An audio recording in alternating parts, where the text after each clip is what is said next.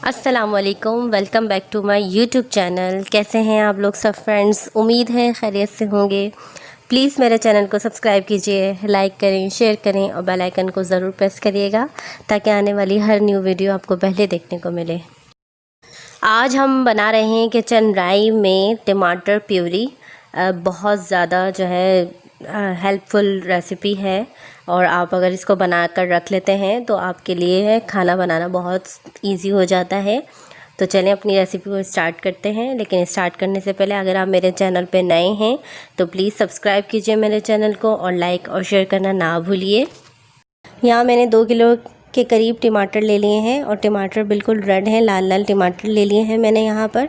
अब हम इसको क्यूब की शक्ल में कटिंग कर लेंगे। तमाम टमाटर हम इसलिए फ़्रेश लेंगे कि हमारी जो टमाटर प्यूरी है वो लंबे अरसे तक चल सके। अगर हम गले हुए टमाटर ले लेंगे, उसकी हम प्यूरी बनाएंगे तो हमारी जो टमाटर प्यूरी है वो बिल्कुल भी लंबे अरसे तक नहीं चलेगी। तो इसलिए हम रेड टमाटर ले रहे हैं, बिल्कुल फ़्रेश, थोड़े से कड़क कड़क टमाटर हैं।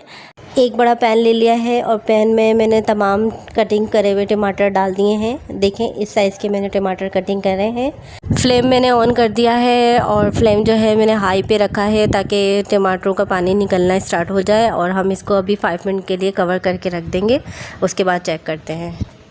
5 मिनट हो गए हैं, टमाटरों में से पानी निकल चुका है। अब हम जो है इसको थोड़ा सा हिला के चेक करेंगे। उसके बाद हम इसको 10 मिनट के लिए और पकने के लिए छोड़ देंगे ताकि टमाटर जो है वो बिल्कुल घुल जाए।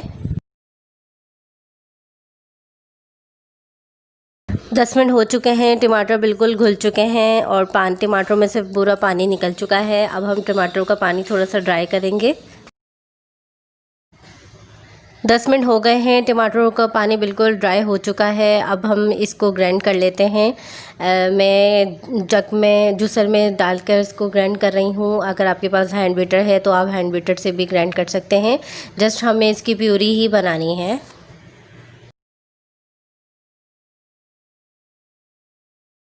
टमाटर की प्यूरी हमारी रेडी हो चुकी है। अब हम इसको थोड़ा सा और थिक करेंगे।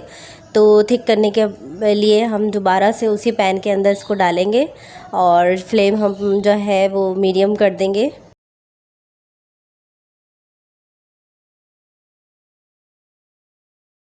दस मिनट के लिए मैंने इसको ढककर रख दिया था। अब 10 मिनट के बाद मैं इसको चेक कर रही हूँ तो थोड़ा सा थिक हो गया है। हमें थोड़ा सा और थिक चाहिए ये, तो फिर हम दोबारा से इसको थोड़ा सा हिलाएंगे और फिर इसको कवर करके रख देंगे 10 मिनट के लिए। और वक्फे वक्फे से हम इसको चेक भी करते रहेंगे, हिलाते भी रहेंगे ताकि नीचे से कहीं चिपक ना जाए। अब हम इसको चेक कर लेते हैं कि ये थिक हुआ है कि नहीं। तो हम प्लेट में थोड़ा सा निकाल के चेक कर लेते हैं। तो इस तरीके से हमें चेक करना है। अभी ये थोड़ा सा और पकेगा ताकि और थिक हो जाए। अभी इसके अंदर थोड़ा बहुत पानी है। टमाटर प्यूरी बिल्कुल रेडी हो चुकी है और यही हमें इसकी थिकनेस चाहिए बिल्कुल। इसी तरीके से हमें इसका टेक्सचर चाहिए था।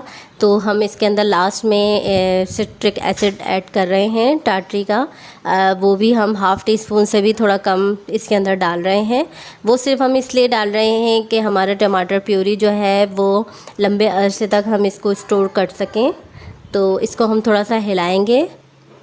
टमाटर प्यूरी हमारी बिल्कुल रेडी हो चुकी है। हम दोबारा से इसको प्लेट पर डाल के चेक करवा देते हैं कि ये कितनी थिक हो चुकी है। इसके अंदर से तमाम पानी जो है वो बिल्कुल ड्राई हो चुका है। देखें बिल्कुल इसी तरीके से हमें इसका टेक्सचर चाहिए। तो अब हम इसको डिश आउट करते हैं। ज़बरदस्ती हमारी टमाटर प्यूरी बिल्कुल रेडी हो चुकी है। आप इसको 3 से 4 महीने के लिए फ्रिज में स्टोर करके रख सकते हैं। किसी भी जार में आप इसको शीशे के जार में आप इसको स्टोर करके रख सकते हैं। ये बिल्कुल भी ख़राब नहीं होगी। और आप जो है अगर वर्किंग वूमेंस हैं तो इसको ज़रूर ट्राई करें और आपके लिए बहुत ज़्यादा हेल्पफुल रेसिपी रहेगी। रेसिपी अच्छी लगे तो प्लीज़ लाइक और शेयर करना ना भूलें। साथ ही कमेंट बॉक्स में मुझे अपनी राय से आगाह करें कि आपको मेरी रेसिपीज़ कैसी लग रही हैं। एक नई रेसिपी के साथ फिर मिलते हैं। मुझे इजाज़त दीजिए। अल्लाह निगहबान।